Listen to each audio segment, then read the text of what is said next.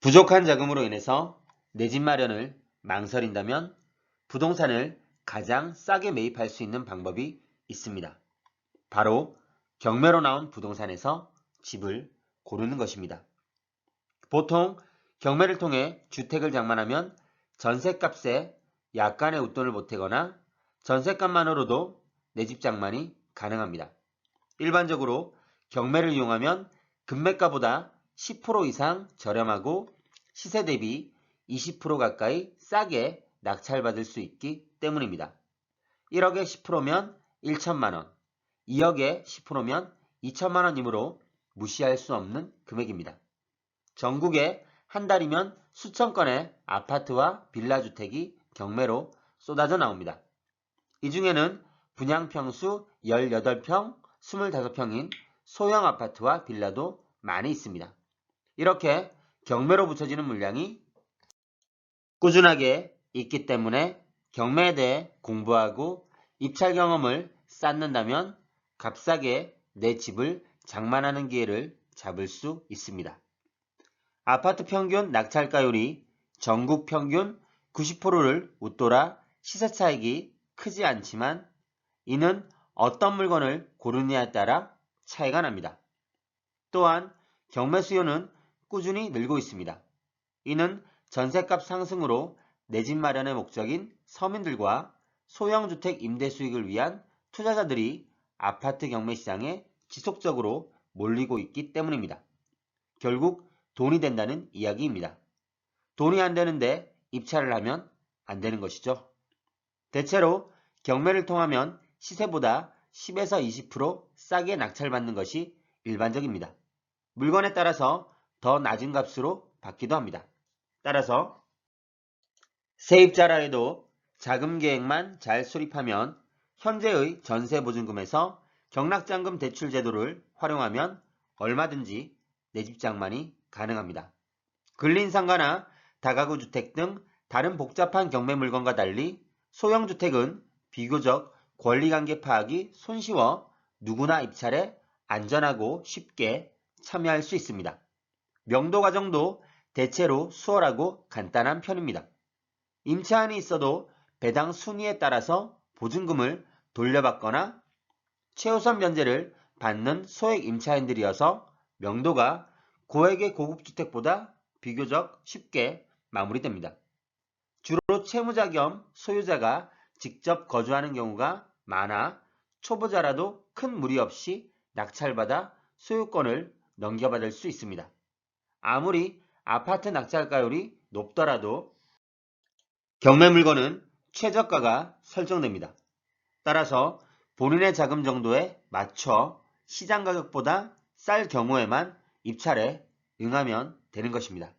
그러므로 낙찰받는 순간 시세 차익이 생겨버리는 독특한 부동산이 경매입니다.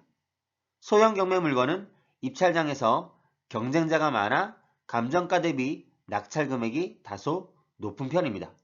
투자자들은 가벼운 금액으로 낙찰받아 임대 수익으로 가져가고 실수요자들도 내 집 마련을 위해 몰려들어 인기가 높기 때문입니다. 따라서 시세보다 낮게 입찰해서 낙찰을 받기 위해서는 나름대로 입찰 전략을 미리 세워야 합니다. 이런 주택을 싸게 낙찰받으려면 사람들이 많이 몰리는 인기 지역 및 브랜드 아파트만 고집하면 실제로 실속이 없습니다.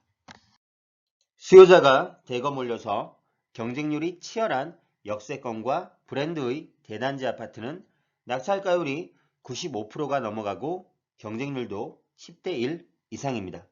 반면에 주상복합이나 나홀로 아파트는 비역세권은 1, 2회 유찰 후에 낙찰가율이 80% 안팎입니다.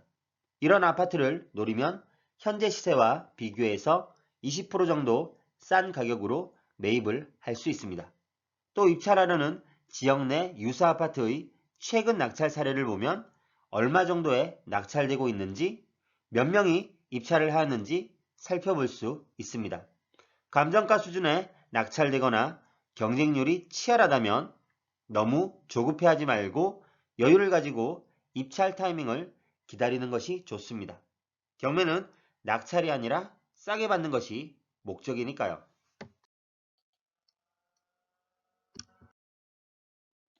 충분한 시간적 여유를 가지고 가능한 여러 물건의 최저가 근처 또는 시세의 10에서 20% 싸게 입찰가를 작성하여 꾸준하게 입찰을 해보는 것도 하나의 전략이 될 수 있습니다. 흐르는 물건은 늘 나오기 마련이기 때문입니다. 소형 물건은 교통이 양호한 곳이 좋으며 브랜드보다 입지와 인프라가 중요합니다. 연식이 너무 오래되지 않고 주변에 편의시설이 많으며 관리비가 비교적 적게 나오는 곳이 투자처가 될 수 있습니다. 자금이 부족하다면 경락자금 대출을 활용하여 금액을 충당해도 괜찮습니다. 이때는 상환 조건과 중도상환 수수료 등을 꼼꼼하게 따져봐야 합니다. 자금 여력이 넉넉하지 못하다면 굳이 아파트만을 고집하지 않아도 됩니다. 다세대 주택 경매 물건을 고르는 것도 하나의 방법입니다. 빌라 경매 물건은 아파트에 비해 감정가가 낮으며 낙찰가도 낮아 좀 더 수월하게 싼 값으로 낙찰을 받을 수 있습니다. 대개 아파트에 비해 5에서 10% 정도 싸게 낙찰이 가능하고 1억 미만의 소액으로도 수도권 내에서 집을 장만할 수 있습니다. 한편으로 경매 물건은 곳곳에 함정이 도사리고 있습니다. 법원의 감정평가서나 현황 조사만을 믿었다간 낭패를 보기 십상입니다. 반드시 입찰 전에 해당 물건을 찾아 점유사 조사를 철저히 해야 하고 대항력이 없는 임차인이라도 직접 만나 명도 저항 여부와 이사 계획을 확인해야 합니다. 더불어 내부 인테리어도 어느 정도 되었는지 보고 오면 좋겠습니다. 경매 물건 감정가의 맹신은 금물입니다. 반드시 인터넷 매물을 비교해보고 부동산 중개업소를 통해 현재 시장 가격을 파악합니다. 그리고 나서 작성하고자 하는 입찰가와 시세를 비교하여 수익이 얼마나 가능한지 분석을 필수로 해야 합니다. 해당 법원 경매장에 가면 수많은 사람들로 인해 입찰 당일 분위기가 달아오릅니다. 이 분위기에 휩쓸려 입찰가를 높게 적는다면 큰일 납니다. 일반적으로 아파트는 10명, 빌라는 5명 내외로 입찰에 참여한다 생각하시고 미리 적정 입찰가를 정해두고 흔들리지 말아야 합니다. 관리비 연체 부분도 반드시 확인해야 낙찰 후 절차를 원만하게 이끌어갈 수 있습니다. 경매 아파트 미납 관리비는 대법원 판례에 따라 복도나 엘리베이터 등 공유 부분에 대해서만 부담하는 것이 원칙입니다. 하지만 실무상으로는 여건과 상황에 맞춰 해결하시면 되겠습니다. 소형 물건이라도 점유자가 수개월 동안 관리비를 미납하여 몇백만 원의 미납 관리비가 있을 수도 있습니다. 이런 경우 낙찰자와 관리사무소 간의 분쟁이 일어날 수 있으므로 미리 조사가 필요하며 플랜도 짜 놓으시면 좋습니다. 하지만 싸게 낙찰받으면 크게 문제될 일은 아닙니다. 마지막으로 주의할 점은 간혹 스스로 억울하다고 생각하는 임차인의 거센 명도 저항입니다. 수천만 원의 전세보증금을 하나도 돌려받지 못하거나 극빈층 또는 생활보호 대상자와 같은 불우한 임차인이 거주하여 이사가는 것을 심하게 거부한다면 초보자는 입찰을 고려하는 것도 좋습니다. 하지만 명도라는 것은 경매 투자를 위해서 어차피 부딪혀야 하는 문입니다. 몇 번의 경험을 쌓는다면 이런 점유자의 경우도 그리 어렵지 않게 협상을 통해 또는 인도명령과 집행을 거쳐서 해결이 됩니다. 명도에 있어서 법은 낙찰자 편이고 시간이 걸릴 수 있어도 결국에는 해결될 수밖에 없는 일이기 때문입니다. 그래서 너무 걱정할 필요는 없습니다. 그리고 수요자가 직접 거주하거나 임차인이 있더라도 어느 정도 배당을 받아가는 소액 임차인들은 우선 변제를 받기 때문에 별 저항 없이 이사를 갑니다. 그래서 큰 무리 없이 명도가 마무리됩니다. 최근 경매에서 소형 물건이 예전만 못하다고 하나 여전히 최고의 투자 수익을 내고 있는 것이 부동산 경매 시장입니다.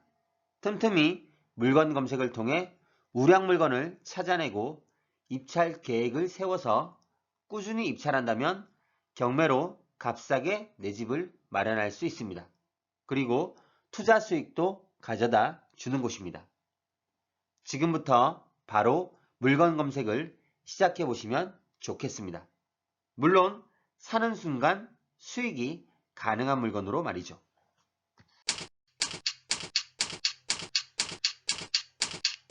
아래 메일 주소로 보내주시면 빠르게 답변 드리겠습니다.